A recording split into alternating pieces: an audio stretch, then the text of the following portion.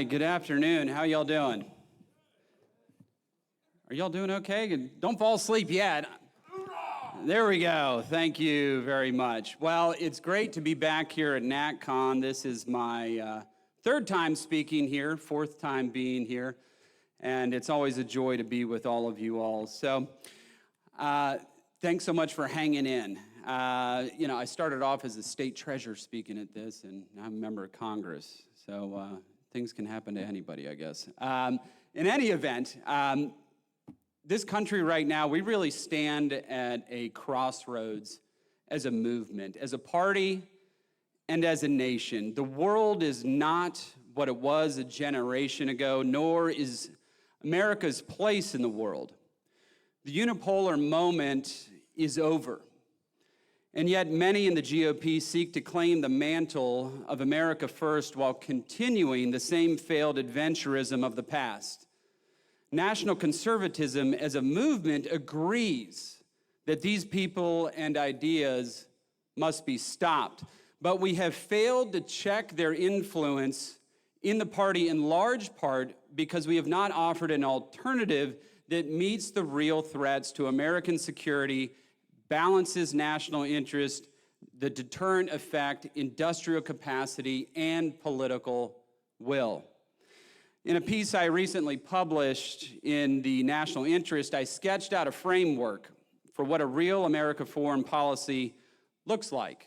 I called for developing a doctrine that I called prioritized deterrence. So that essay was a first step towards spelling out a set of foreign policy principles that can unite national conservatives and set the agenda for the Republican Party for the next generation. Today, I want to highlight a key component of prioritized deterrence, specifically industrial capacity. Our ability to deter depends not only on our military's technical capability, but also on our industrial capacity, certainly in defense, but particularly in non-defense. Without factories humming, shipyards bustling, and our energy production roaring, our ability to deter wanes. We cannot project strength abroad if we cannot produce strength at home. Prioritized deterrence is not retreat. It is a recalibration. It rejects the fantasy that America can or should police every corner of the globe. Instead, it demands that we concretely identify our vital national interests. No more vague talk of values or entering endless nation-building campaigns. This will require open and honest debate. The days of tarring dissenting voices as unpatriotic should be left in the rearview mirror. In fact, I recently sent a letter to President Trump urging him to award Pat Buchanan the Presidential Medal of Freedom. Thank you. Buchanan was right about pretty much everything 20 years before anyone even realized it, including his recognition that Iraq was not in alignment with our strategic national interests. We need serious voices like his in the conversation during these all-important debates. Prioritized deterrence is certainly in the school of realism. It's girded by restraint and guided by quantifiable and inherent constraints placed on the nation, its resources, and people, which necessitates the prioritization of existential threats to the American way of life based on urgency and severity. Deterrence only works when there is a credible threat to an aggressor and an unacceptable cost for aggression against the U.S. That said, prioritization is key. We cannot enter into a game of brinksmanship with every agitator nation given national constraints and the ever-looming potential for escalation. Lastly, kinetic military action must be credible, but always a last resort. Let me be clear, the point of the U.S. military is not simply to fight and win wars, but more importantly, to deter conflict before it happens and guarantee our national security. What does a strategy that contends with these essential questions look like in practice? Consider the 2020 strike on Qasem Soleimani. A single, precise action eliminated a key architect of Iran's malign influence, sending a message to Tehran: kill Americans and you will pay. No endless wars, no nation building, just a clear signal backed by lethal force. And now look at Operation Midnight Hammer. President Trump authorized a precision strike that was executed flawlessly. He rejected calls to further escalate into regime change. As a result, we eliminated a key threat while managing the retaliation from Iran and successfully stepped off the escalation ladder before the region became destabilized. That's prioritized deterrence in action. What do these strikes have in common other than the antagonist? Well, in both cases, the president laid out clear, precise explanations of America's vital national interest. He aligned the use of force with American goals and did so precisely with explicit acknowledgement of our constraints and limitations. Additionally, both strikes relied on American technological supremacy: drones, stealth bombers, precision munitions, and intelligence, all products of a sophisticated industrial base. However, we cannot just rely on our qualitative military advantage as a silver bullet for deterrence. At a certain point, quantitative advantages do become qualitative, which is one of the reasons China's industrial might has made them a nation very formidable on the world stage. Now we can look at Ukraine. We should not be funding the war in Ukraine, and we should have never been involved in that conflict from the beginning. The proponents of prolonging this conflict seem unable or unwilling to grasp the reality that we do not have the industrial capacity to provide Ukraine with what they need, to say nothing of providing for our own needs here at home. In fact, the Ukrainian defense minister said Ukraine needs 4 million 155-millimeter artillery shells per year and would use as many as 7 million per year if they were available. In 2024, then Senator J.D. Vance wrote a piece that correctly identified that after drastically ramping up production, the U.S. could still only produce 360,000 shells per year, less than 1/10 of what Ukraine supposedly needs. Vance was also doubtful of expert claims that we could produce 1.2 million rounds per year by the end of 2025. Well, guess what? He was right, and the experts were wrong. The Army now confirms that the U.S. is only on pace to produce 480,000 artillery shells per year. These aren't highly sophisticated guided missiles either. Quantity, not quality, ended up winning the day. Very simply, we must choose to put America first, as we do not currently have the capacity to both arm Ukraine and to defend ourselves should the need arise. So let me be candid. Our industrial capacity is lagging. The same voices that called for foreign adventurism also hollowed out our heartland and sent our manufacturing jobs overseas. We now face a new choice: rebuild or be left to the ashes of history. We cannot deter our adversaries if we cannot outbuild them. Our defense industrial base, shipyards, munitions factories, aerospace plants lag significantly behind our peers, especially China. This is a far cry from the industrial base that won World War II. Look at the Virginia-class submarine program, critical to countering China. The program faces years-long delays. Why? Limited shipyard capacity, supply chain bottlenecks, and a shortage of skilled workers. Chinese shipyards account for more than 50% of global commercial shipbuilding, while the U.S. makes up just 0.1%. In 2024, a single Chinese shipbuilder constructed more commercial vessels by tonnage than the entire U.S. ship industry has since World War II. We cannot deter China in this state of industrial atrophy.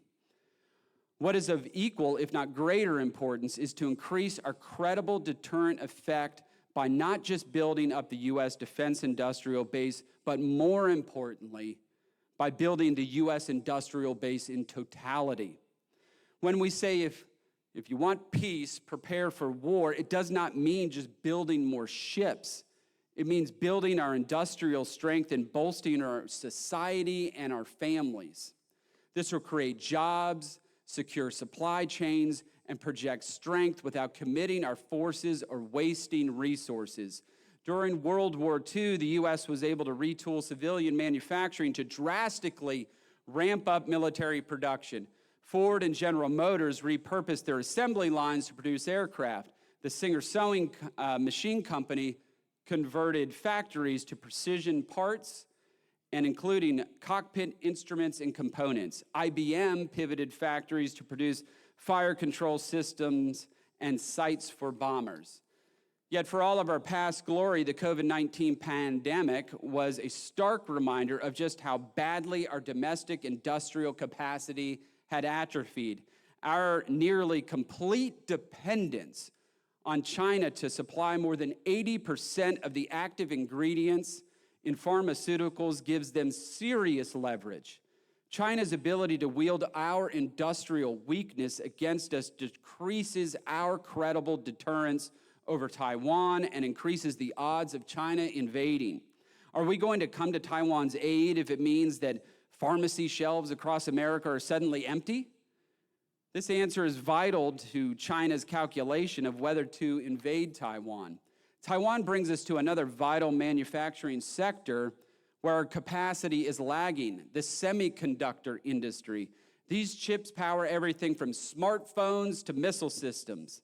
Yet the U.S. produces less than 12% of the world's supply, while Taiwan's TSMC dominates.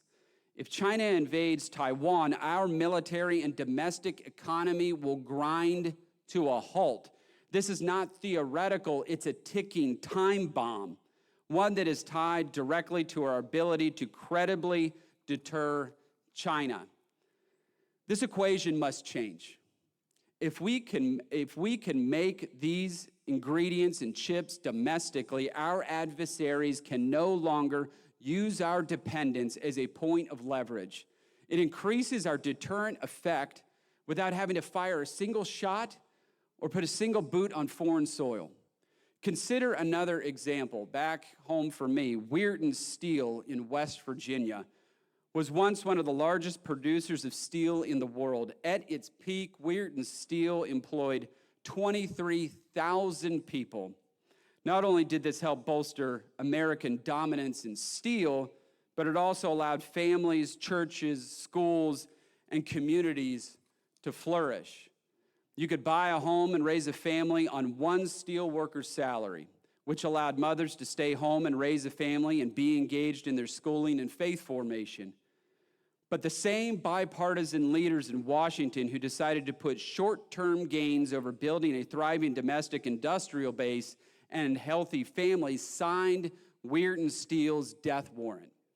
These leaders allowed China to dump cheap tinplate steel into the U.S. market. The steel industry, especially in Weirton, we begged President Biden for tariff relief. President Biden, like most of his predecessors, did nothing. As a result, Weirton's tinplate steel mill was idled, leaving thousands of workers without jobs and a community gutted. We now only have one blast furnace that makes tinplate steel left in the entire United States of America. There is only one left. Economic capacity and industrial output are critical in the defense of the nation and create a better quality of life. A strong manufacturing sector is, in itself, a strong deterrent. China understands this. The introduction of their Made in China 2025 policy plan states, and I quote, Manufacturing is the main pillar of the national economy, the foundation of the country, tool of transformation, and basis of prosperity. Since the beginning of industrial civilization in the middle of the 18th century, it has been proven repeatedly by the rise and fall of world powers that without strong manufacturing, there is no national prosperity. This is obviously true. It's obviously true. China produces more than half of the world's steel, fueling its infrastructure and military. We've let our steel industry atrophy, importing from abroad, while our steel mills rust. This is not just an economic failure, it's a strategic one. We won World War II in part because we built planes, tanks, and ships faster than the Axis powers could destroy them. A robust industrial base, defense and non-defense, is a deterrent in itself. It signals to our adversaries we can outfight you, outbuild you, and outlast you. We need a manufacturing renaissance, steel mills, factories, foundries, because a nation that outsources its industry outsources its power. Deindustrialization was a choice with disastrous consequences. We must now make a choice to rebuild and reindustrialize. Now, thank you very much. Now, to have manufacturing dominance, we must unleash energy dominance. Factories don't run on hope. They run on power, reliable, affordable, and abundant power. Wind and solar are obviously not able to power anything. We all know that. Thank you for that thumbs down. I hate wind and solar. Thankfully, America's superpower is the massive quantity of natural resources we have at our fingertips. We have some of the largest proven reserves of both oil and natural gas of any nation in the world. This is a textbook example of quantitative advantage becoming a qualitative advantage. We have the largest proven reserve of coal in the world, nearly double the supply of the next closest country. Our energy potential is unlimited, and we have to drastically ramp up our output if we want to come anywhere close to the energy demands of the economy of the future. Fossil fuels have long been the backbone of industrial power, and West Virginia's coal and natural gas is its beating heart. Yet coal, in particular, has been under siege, not just from regulations, but from corporate ESG policies pushed by firms like BlackRock, who have waged war on fossil fuels. Now, as state treasurer of West Virginia, I took a stand. I made West Virginia the first state in the nation to divest our tax dollars from BlackRock. Thank you. I refuse to let Wall Street's agenda use our own state's money to kill our coal industry. Today, more than a dozen states have followed our lead, rejecting ESG policies that undermine American energy dominance. China, meanwhile, builds coal plants at a breakneck pace, powering their industrial juggernaut. They use coal to fuel their steel production while we let our mines and mills idle. We cannot let this continue. Thanks to President Trump, we've begun to change course. For the first time in my lifetime, a president took a stand for coal, signing executive orders promoting domestic coal production. But we need to go further. We must become a global juggernaut with an all the below the ground approach to energy. Coal, oil, natural gas, and nuclear must power our path to energy dominance. Let me close with a sobering reminder. America cannot do everything everywhere all at once. We are a nation of infinite industrial capacity, infinite goods, and infinite will. Scarcity of materials, of capacity, of resolve forces us to choose. Prioritized deterrence is a framework for grappling with those choices.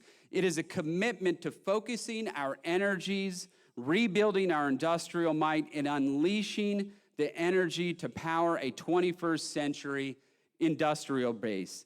It's a rejection of overreach in favor of strength, of focus, instead of distraction.